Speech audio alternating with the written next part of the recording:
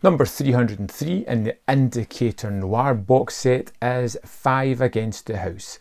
This one stars Guy Madison, Kim Novak and Brian Keith, and doesn't really fit in with the rest of the noirs that I've seen so far. First off, on this one, the transfer isn't as great visually. It looks okay. There are certain moments where it's really dark, particularly in Reno. Just some transition shots with the cars that's really hard to make anything out. And there is this hiss through the audio the full time of watching it. Not enough to really annoy or take away from the movie, but it's there. And you know it's there. But this movie is all about a group of 4 guys who are travelling back from summer vacation. They stop off in Reno, go to a casino. They see someone trying to rob the place and they're having a conversation. Somebody says that this place could never be robbed ever. They go back to college, continue their lives, and one of them has this theoretical plan. Just this has sparked a little bit of information going, you know what, I think I could rob that place if I was so inclined, and this is how I would do it. And 3 of the guys decide that maybe they should do this. The 4th guy doesn't want to. That is Guy Madison's character. He just wants to settle down with Kim Novak's character. So they decide to tag along to get married, unbeknownst that they're about to rob this casino. It's kind of fun and kind of interesting when it gets to the end of it, but for most of the movie there is not really many noirish moments. It is basically 2 of the characters were at the war, and one of them is suffering a little bit of PTSD. They are struggling being back at college, having missed a period of time. They are very friendly. They have this group ethos. You see it within them. They are brothers.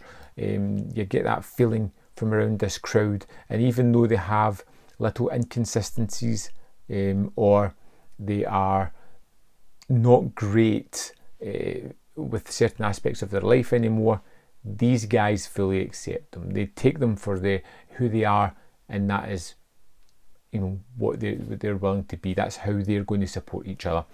Kim Novak's character, who is utterly stunning in this movie, she comes in as the love interest for Guy Madison, and these 2 just have this kind of strange give and take relationship at the start where they're professing their love for one another and then kind of taking a back step and going, oh well, maybe we should wait, maybe we shouldn't jump in with both feet, but eventually they do.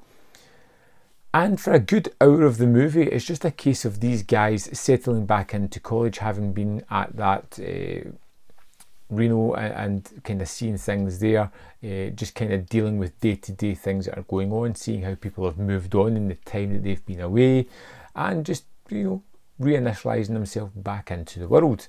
When it gets to the last 20 odd minutes where we get to the travel to and the actual heist, it becomes more typical thriller based stuff. Never really rises above the average for me here. Lots of familiar faces in this one, and that kind of makes it odd because they're always younger than where I picture them as now in their careers, a lot younger, and it's just strange initially, but they do have some good things about the movie. The camaraderie of the guys was good. The fact that they're trying somewhat, even though it's heavy-handedly, to go on talk about combat shock and things like that, it's nice that it's there. But it's kind of robbed by the fact that they use that as why they would actually go and do the robbery.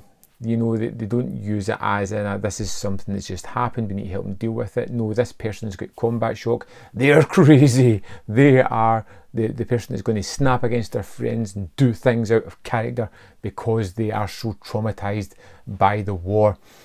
It feels a little bit of just an easy movie. It didn't really fit in with the rest of the noir films. It has a particularly happy-ish ending, the best ending that could have happened for every character within the movie, which feels again a little bit against the noir setup. Still, it was an interesting watch. Not one I would rush back to out of this box set. The other 4 have been so far much better than this, and I'm looking forward to continuing on with the other 2. Now this one is a UK premiere on Blu-ray. It's got an audio commentary with David Jenkins. It's got an interview with Kim Novak, which is 67 minutes in length. Sweet and Hot is the Three Stooges one, and this is my favourite of the bunch so far. I was laughing constantly at it. I like these ones. Quite short. It was about 16 minutes, this one. It's got the original theatrical trailer, and that's pretty much it for this. Rather kind of simple-ish movie. One that, you know, I liked. Just love to know your thoughts. Let me know in the comment box below, and I will see you next time on Man v Film.